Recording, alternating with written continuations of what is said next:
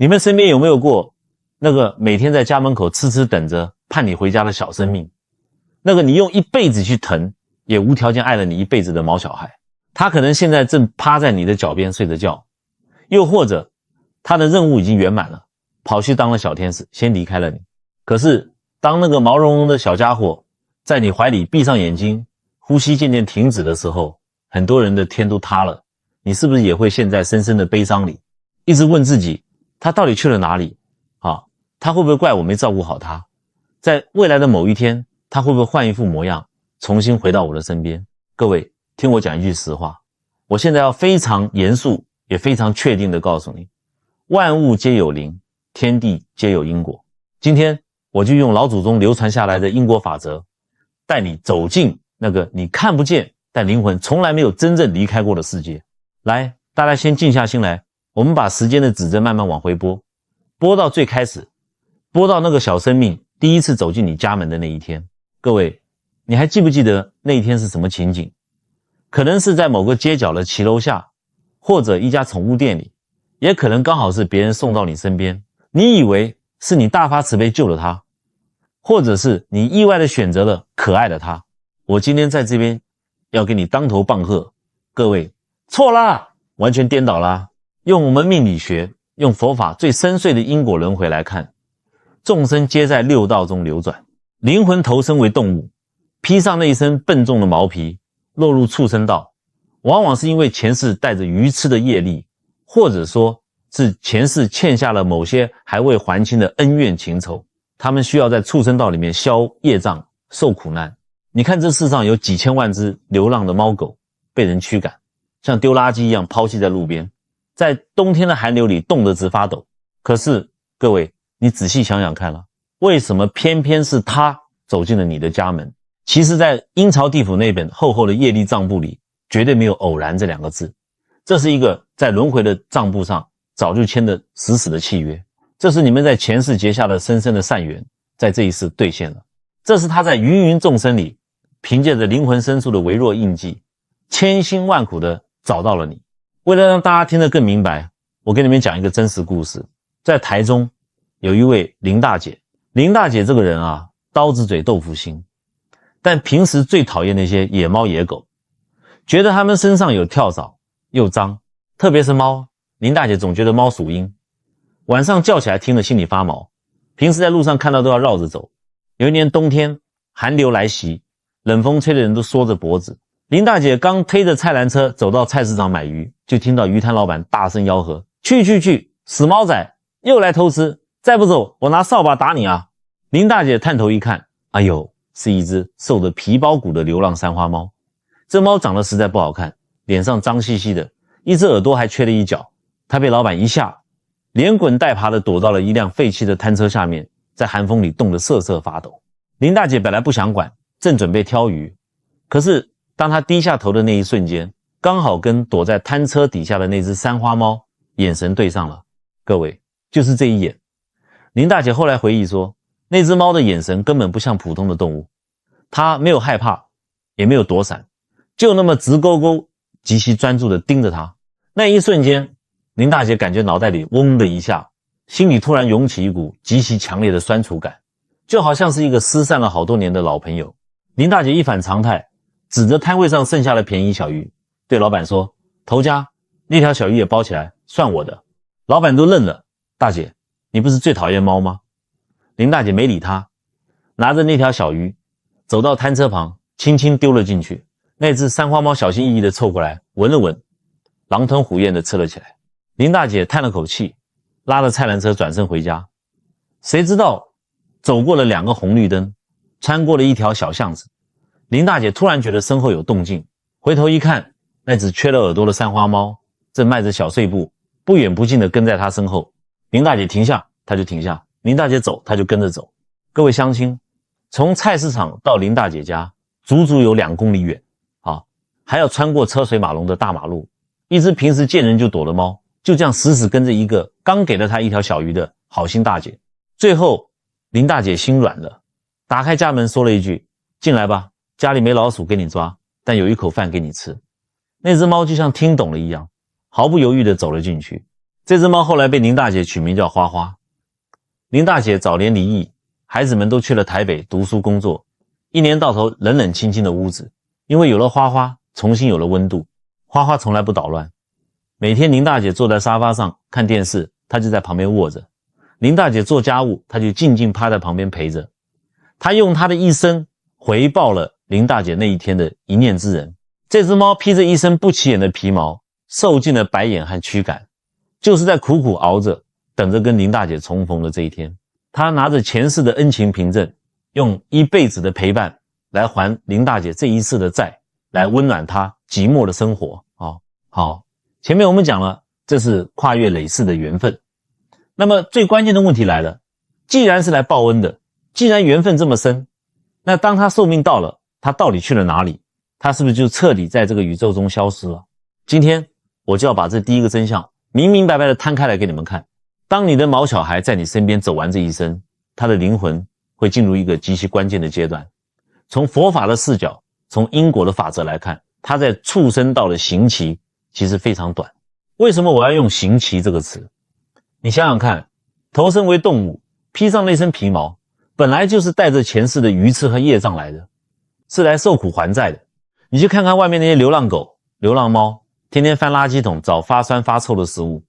下雨天连个躲雨的屋檐都没有，生了病只能躲在阴暗的角落里，硬挺着等死，那才叫真正的在畜生道里受苦受难，消业障。可是你家这位宝贝呢？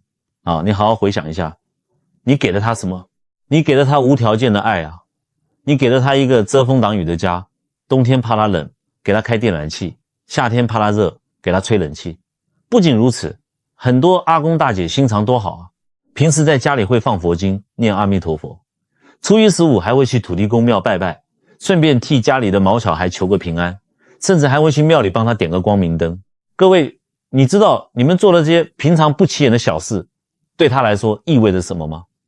你这是在极大的帮他种善根，消他的业障，积他的福报啊。所以当他离开的时候，其实是他身上的业障彻底消除了，他的旧债全部还完了，他这一次在畜生道的功课圆满修完了。为了让你们把这颗悬着的心彻底放下来，我再给你们讲讲台北陈阿姨和她家老狗阿福的故事。陈阿姨家里那只米克斯犬阿福养了整整15年，15年了，各位，那相当于人类的80、90岁了。年轻的时候，阿福精神好得不得了，陈阿姨去公园跳土风舞，他就在旁边跟着转圈圈。陈阿姨去菜市场，他就帮着叼塑胶袋。可是岁月不饶人啊，到了第15年，阿福老了，他的眼睛浑浊了，得了白内障，肾脏也出了严重的问题。最后那几个月，阿福连站都站不起来了，只能虚弱地躺在客厅角落那块他最喜欢的旧毛毯上。陈阿姨每天就坐在毯子旁边，一口一口地喂他喝水，帮他翻身擦身体，急得天天掉眼泪。兽医看了直摇头，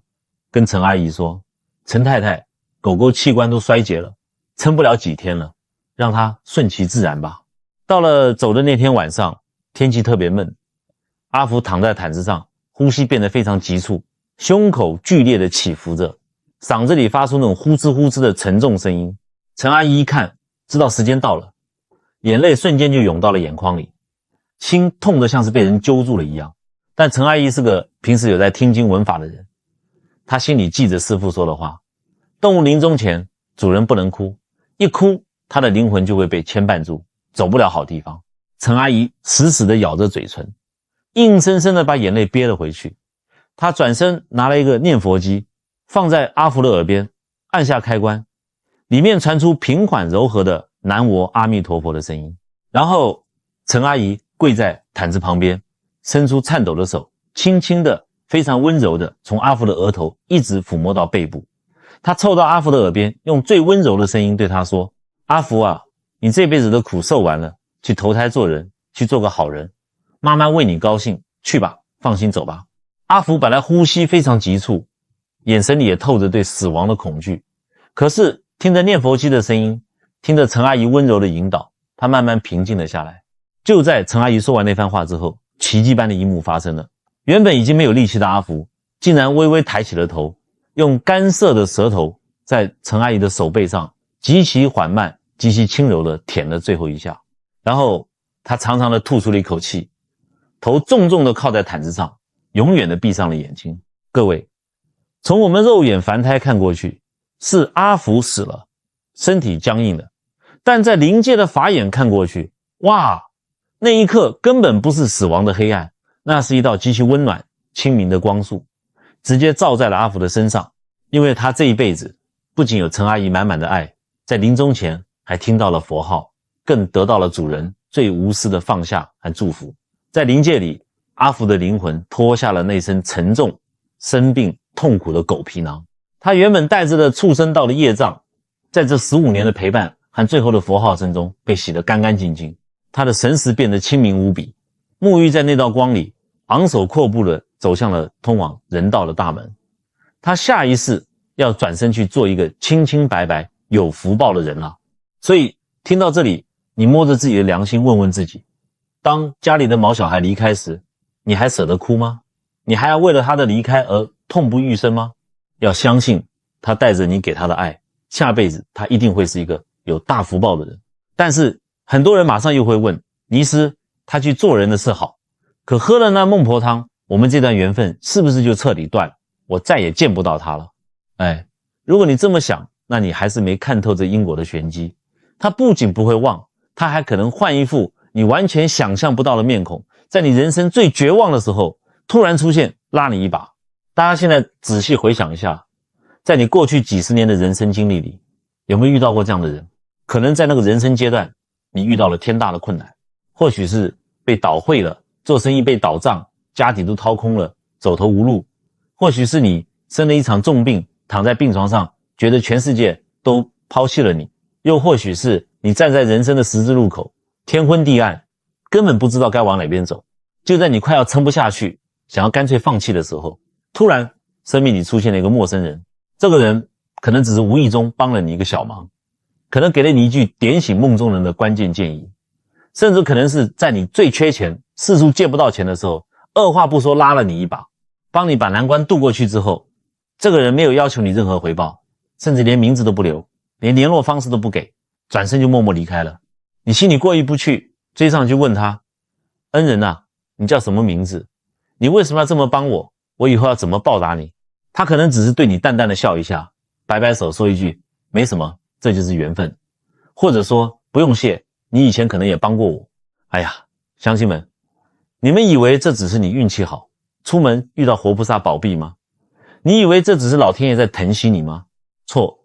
在深不见底的因果法则里，这世界上绝对没有无缘无故的爱，也没有绝对偶然的运气。那个人，那个在你最黑暗的时刻给你带来一束光的人，那个在你最绝望时给你活下去希望的人，极有可能就是前世在你脚边打滚，每天苦苦等你回家，温柔舔你手心的那个毛小孩啊。他换了一副模样，换了一种身份，换了一张你完全认不出来的面孔，来报答你今生的恩情了。在佛法的唯识学里，这叫阿赖耶识的种子起现行。你问我什么是阿赖耶识，我用最白话的方式跟你讲了，它就像是我们灵魂深处那个永远不会坏掉的记忆卡，或者是灵魂的记事本。虽然他这辈子投胎做了人，喝了孟婆汤，他的大脑里已经没有了前世做猫做狗的记忆，他根本不知道自己曾经是一只趴在你腿上的小动物。但是他的灵魂深处，他的阿赖耶识里死死地刻着对你的那份感恩，他生生世世的记忆里都留着你当年给他那一口温热的饭，那个温暖的窝的深厚印记。他这次来到你身边就是来还债的，他用行动在告诉你，你当年对我的好，我一笔一笔都记着呢。我不仅这辈子记着，我到了下辈子变成人了，我还记着。除了那种萍水相逢的陌生贵人，他还可能变成你身边一个对你极度忠诚的朋友。你想想，你身边有没有那种朋友，不管你发生什么事，哪怕你被所有人误解，被全世界抛弃，他都无条件的站在你这边。你遇到麻烦，他第一个冲出来帮你扛；你被生活打倒，他第一个伸出手把你拉起来。你觉得这是换帖的兄弟姐妹淘的情谊，其实在更深层的灵性维度看，这也是因果的兑现。那是他在用尽全身的力气，穿过茫茫人海，再次找到了你。你以为你曾经帮过他，养过他，其实在这个浩瀚的轮回圈里，他也一直在帮你，只是他换了模样，他不说，你也不知道。所以啊，各位，以后再遇到那些无私帮助你的人，不要只觉得是自己福报大，你要在心里默默的双手合十，感恩这段缘分。也许那就是你曾经疼爱过的那个小生命，用另一种方式回到了你的身边。这份情，这份恩，早就超越了物种，超越了生死。听到这里，可能有些眼眶都红了，心里会说，尼斯啊，贵人虽然好，能在关键时刻拉我一把是好，但我心里还是舍不得他走啊。我不想他只做我生命里的过客，我想让他回到我家里，天天叫我一声阿公，叫我一声妈妈，继续做我的家人，这可能吗？你们心里在喊，尼斯啊，我不想他只做那个帮我一次就消失的贵人，我想让他回来，真正的回来，回到我的家里，回到我的怀里，回到我的生活里。我想听他亲口叫我一声爸爸，叫我一声妈妈。各位，我今天坐在这里，绝对不是在跟你们讲天方夜谭，我清清楚楚的告诉你们，这完全可能。这就是我要告诉你们的第三个真相，也是最催泪、最浪漫，也最让人期待的真相。有一句话叫愿力不可思议。什么叫愿力？愿力就是信念的力量，就是爱的力量，就是灵魂深处那种哪怕粉身碎骨也要达成的渴望。这就是跨越时空的约定，是超越生死的力量。就像是在你们的神识上死死绑上了一条剪不断的红线。如果你们主仆之间的爱达到了极致的纯粹，如果你们之间的缘分早就超越了普通的我养一只宠物这种饲养关系，如果你在他活着的时候是真心疼他、爱他，真心把他当成自己的亲生骨肉一样看待，更关键的是，如果你在他临终的时候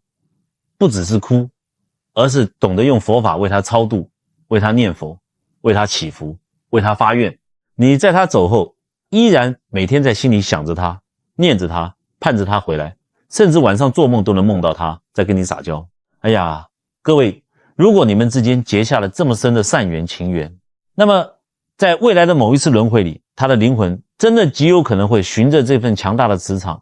循着你发出的这份深深的思念，以你儿孙的身份再次降生到你的家里。他会变成你的孩子、你的孙子、你的孙女，甚至是你的外孙、外孙女。他会再次躺在你的怀里，再次用那双熟悉又陌生的眼睛看着你，再次牵你的手，再次对你笑。只是这一次他不用再摇尾巴了，他会清清楚楚地开口叫你妈妈、爸爸、阿公、阿嬷。为了让大家明白这种天地间最深的缘分，我给大家讲两个真实的案例，一个是古代的，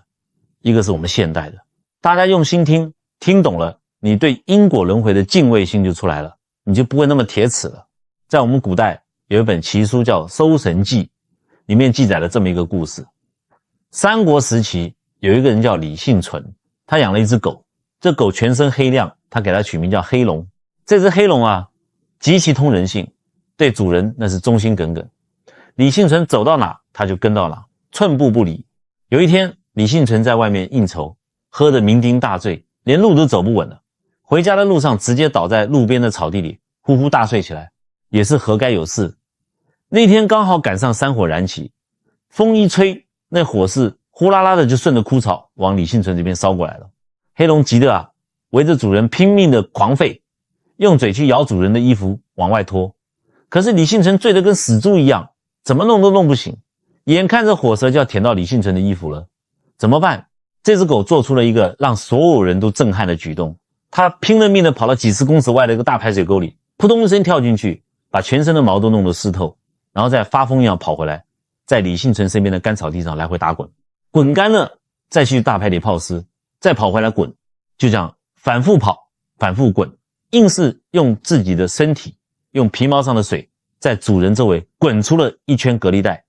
最后大火烧过去了，李幸存毫发无伤。可是那只叫黑龙的狗呢，它因为吸入了太多的浓烟，加上体力彻底耗尽，最后倒在主人的身边，活活累死了。等李幸存酒醒过来，看到周围一片焦黑，再看看身边湿漉漉已经僵硬的黑龙，他全明白了。一个大男人抱着狗的尸体嚎啕大哭，痛哭流涕啊！后来这个故事被上报了官府，成了千古流传的忠犬救主的佳话。但是各位，你们可能只听过故事的前半段，在更深的民间传说和修行高人的观察里，那只叫黑龙的狗，它死前心里唯一的念头就是我要保护主人，这份极其强大的愿力，加上他救人一命的巨大功德，让他在下一世直接投胎做人了。他投生到了哪里？他就投生在了李幸存后代的家里。他变成了一个孩子，一个天生就对李家特别亲近、特别护家、对长辈极其孝顺忠诚的孩子。有人说，那就是黑龙的愿力。他在阴曹地府发了愿，我这一世用命救了主人，下一世我要做人，做他的家人，生生世世保护他。这不是封建迷信，各位，这是灵魂最深处的承诺。好，古代的故事大家觉得远，那我给你们讲一个真真实实发生在我们身边的案例。这是一个非常有名的宠物转世事件。有一位女主人养了一只非常非常贴心的黄金猎犬，名字叫多多。多多陪伴了这位女主人整整12年，从她单身、恋爱到结婚，多多一直陪在身边。最后，多多因为年纪大了，得了癌症，痛苦的去世了。女主人伤心欲绝，眼睛都哭瞎了。多多走后，她每天对着墙上多多的照片说话，吃饭的时候还要在桌上给多多留个碗。在多多临终前，女主人曾经抱着多多的头，哭着跟他约定，多多，妈妈好爱你，你下辈子一定要回来当妈妈的小孩，好不好？就这样过了几年，这位女主人怀孕了，10月怀胎，生下了一个可爱的女儿。女儿一天天长大，到了2、3岁，刚刚会说话会走路的时候，家里人发现这孩子身上出现了很多让人头皮发麻的奇怪现象。家里人从来没有给这个小女孩看过多多的照片，也怕惹女主人伤心，从来没在孩子面前提过多多这个名字。可是有一天，小女孩在客厅玩，突然指着墙上那张以前多多的照片，奶声奶气地说了一句，那是我。女主人当时在旁边倒水，水杯差点掉在地上，吓了一大跳，赶紧蹲下来问她，妹妹，你说什么？你说谁？小女儿转过头看着妈妈，非常认真地说，那就是我啊，妈妈，我那时候叫多多。我的天哪，各位，你们听到这里身上起不起鸡皮疙瘩？从那以后，女主人仔细观察，发现女儿经常做出一些多多生前才有的习惯动作，比如女儿撒娇的时候不用手抱，而是习惯用鼻子去用力顶女主人的手心，这跟当年多多讨摸摸的动作一模一样。女儿有时候会在门口趴着等爸爸回家，那个姿势那个神态跟当年的多多简直是一个模子刻出来的。最让人震撼的是什么？女儿的右腿上有一个天生的小小的圆形胎记，而那个胎记的位置跟当年多多生病时长期打针留下的那个针孔位置分毫不差，完全吻合。这个案例被很多人记录过，也被很多研究灵性、研究轮回的专家反复引用。各位，这绝对不是什么孤立的事件，在世界各地类似的故事每天都在发生。胎记对应前世的伤口，性格对应前世的习性，那种无缘无故的亲近对应的就是前世刻在灵魂里的约定。这些根本不是巧合，这是他在用他特有的方式告诉你，妈妈，我回来了，你还记得我吗？他喝了孟婆汤，过了奈何桥，他的大脑确实不记得了。如果你问这个小女孩前世做狗是什么感觉，她肯定说不出来，她的语言无法表达，但是她的灵魂认得你，她的阿赖耶识认得你，她的心永远认得你，所以她会对你好，会黏你，会听你的话，会跟你亲，会跟你撒娇。你以为这是天生的血缘关系，其实那是前世的约定。你以为是因为你疼她，她才听话，其实她是来找你报恩的。你以为她是你亲生的孩子，其实她也就是当年那个陪你度过无数个寂寞夜晚的毛小孩啊。她没有忘记你，她没有失约，她换了一副模样，换了一个身体，换了一个名字，堂堂正正的回到你身边了。讲到这里，我知道很多人已经泪流满面了。眼泪可以流，这是感动的眼泪，是慈悲的眼泪，但是悲伤却不必再有了，因为他从来没有真的离开，他只是先走一步去为你准备下一个家，去换一件更好看的衣服来见你罢了。那么既然有这么美好的未来，当那一天真的来临的时候，当你的毛小孩真的要走的那一刻，你到底该怎么做才能帮他顺利的走上这条转世为人的光明大道？很多人的做法其实是在害他。在接下来的内容中，我就要来帮大家破解这个最致命的临终禁忌。各位，我们前面讲了那么多美好的因果，那么多让人心生欢喜的盼望，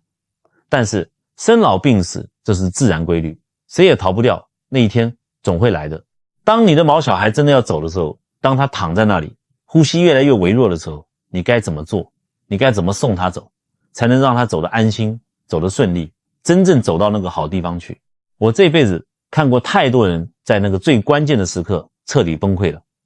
他们在兽医院的急诊室里，或者在自己家里的客厅，哭的那是撕心裂肺，肝肠寸断。他们死死抱着毛小孩渐渐僵硬的身体，根本不肯撒手，眼泪鼻涕流了一脸，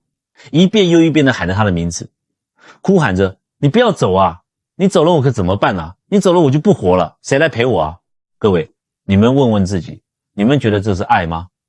你们以为这叫舍不得，这叫深情，这叫情至深处自然流露。我今天在这里毫不客气地给你们一记棒喝，你错了，大错特错。你这不是爱他，你这是在害他，你这是亲手把他往火坑里推。为什么我说话这么重？因为你们根本不知道灵界运作的法则。在佛法里面，生命在肉体死亡之后投胎转世之前的这个阶段叫做中阴身。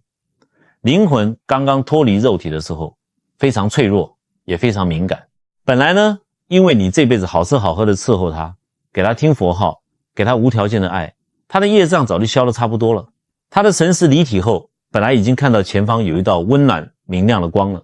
那是接引他去人道去善道的光。他正准备轻飘飘的开开心心的走进去，结果他突然听到你在后面嚎啕大哭。动物的神识在这个阶段感知力比我们人类强千万倍，你是知道这很难，心头肉掉了一块，怎么可能不痛？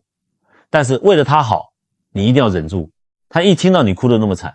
他一感受到你那股要把心掏出来的悲痛，他的神识马上就乱了。在阴间，在那个灵界的空间里，你的那份舍不得立刻就会化成一条粗壮的黑绳子，死死地捆住他的灵魂。你的牵挂会变成一把沉重的生锈大锁，咔嚓一下把他锁在原地，让他一步都迈不出去。你的眼泪那根本不是水，那会变成一条波涛汹涌冰冷刺骨的大河，直接横在他面前，挡住他通往光明的路。他本来都要解脱了，都要去投胎做人了，听到你撕心裂肺的喊不要走，他心软了，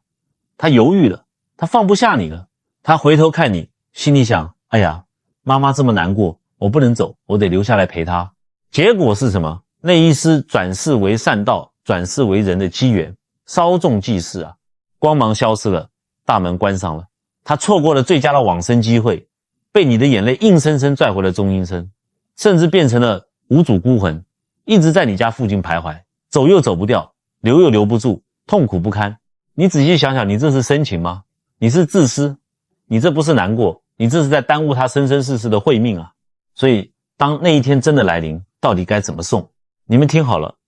这套最完整最贴心的送行指南，你们一定要刻在脑子里。当他呼吸快要停止或者刚刚断气的时候，哪怕你心里痛得像刀绞一样，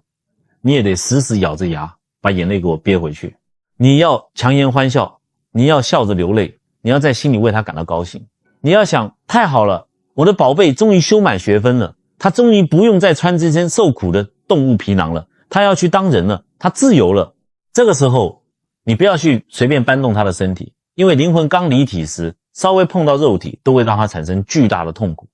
你只需要轻轻的非常温柔的抚摸他的头顶，你摸着他的头，用最温柔最坚定的语气对他说出最后一句话。这句话是让他安心上路的通关密语。宝贝，谢谢你陪我这么久，你是我这辈子最好的家人。现在你的功课做完了，你放心的走吧，去投胎做人，去好地方，去那道最亮的光里，千万不要回头，不要挂念我，我会好好的，你放心，去吧，我们一定会再见的，无论多久我都等你。说完这番话，不要再哭了，马上开始给他念佛号，念南无阿弥陀佛或者南无观世音菩萨。如果你平时有修行，可以念心经，念往生咒。如果什么都不会，就光念阿弥陀佛这4个字，念1遍，念10遍，念100遍，念1000遍。等到他的后事办妥了，骨灰罐安置好了，你还要继续为他做一件事，以他的名义去做功德。你去庙里点一盏光明灯，添一点香油钱，你去给流浪动物狗园捐几包狗饲料，甚至你就在路边给流浪猫狗放个干净的纸箱子，一碗干净的水。做完之后，你在心里默默念，愿将今天做善事的功德全部回向给我的毛小孩，愿他业障消除，往生善道。各位，你知道你这样做是在干什么吗？你这是在给他攒来世的福报和盘缠，你这是在给他买去往人道的头等舱车票，这是你送给他最后的也是最重的一份礼物。他带着你的爱，带着你最真诚的祝福，带着你给他念的佛号，带着你为贴他积攒的功德，他这一路上绝不孤单，绝不害怕，绝不迷茫，因为你的爱就是他在黑暗中最亮的那道光，你的爱就是指引他回家的路。好了，各位，今天讲了这么多，这支影片很长，能看到这里的都是有大善根有大福报的人。我知道很多人听着听着可能前面讲的细节就忘了，没事，我了解你们。我在这里最后再啰嗦一遍这几个救命招和大禁忌，你们就算拿笔记也要给我记下来。第一，毛小孩寿命短，不是老天爷不公平，那是他在你家享福，提前把畜生道的业障消完了，他是要赶着去投胎做人的，你要替他高兴。第二，不要在他断气的时候嚎啕大哭，你一哭，你的眼泪就是锁链，就把他的灵魂死死困在中阴身，让他错过了往生善道的机会。你这不是爱，你这是害。憋住眼泪，笑着摸摸他的头顶，让他放心走。第三，送走他最好的礼物不是买多贵的骨灰罐，而是念佛号做功德。阿弥陀佛，观世音菩萨，你一直念，然后以他的名义去庙里点灯，去捐款给流浪动物狗园，把这些功德回向给他，这是他转世为人最好的盘缠。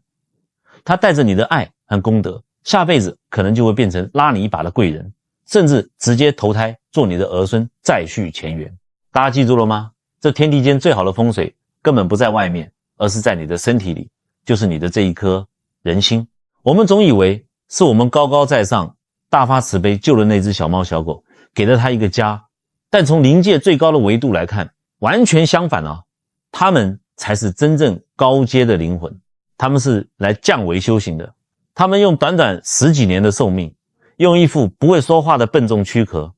用完全依赖你才能活下去的生存方式，来向我们这些自以为聪明的人类亲自示范了一堂课。这堂课在佛法里叫做无相布施。什么叫无相布施？就是我对你好，没有任何条件，不求任何回报，不在意任何评价。你家那只小宝贝爱你，他什么时候计较过你爱不爱他？他爱你。什么时候管过你今天是千万富翁还是穷光蛋？他爱你，就像天上的太阳，照好人也照坏人，就像天上的雨水，落在善良的人身上，也落在做错事的人身上。这种毫无分别的爱，在佛法里就叫做平等心，叫做慈悲喜舍。所以他根本就是你的老师啊，他是来教你如何去爱一个人，教你如何不计较，不抱怨，不分别，不执着的。你以为你在养他，其实是他在度你。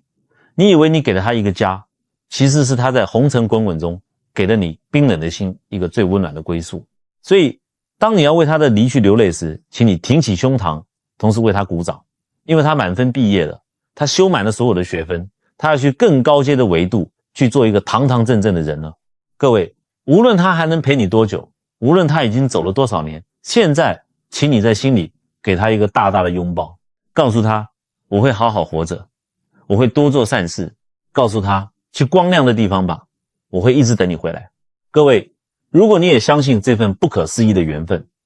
今天凡是看到这支影片的朋友，我请你们在下方的留言区留下这8个字：感恩相遇，盼你回家。不要小看这8个字，当1000人、10000人在留言区留下这句话的时候，这就是在虚空中建立起了一个极其庞大、极其纯净的善念磁场。让我们共同点亮这盏慈悲的灯，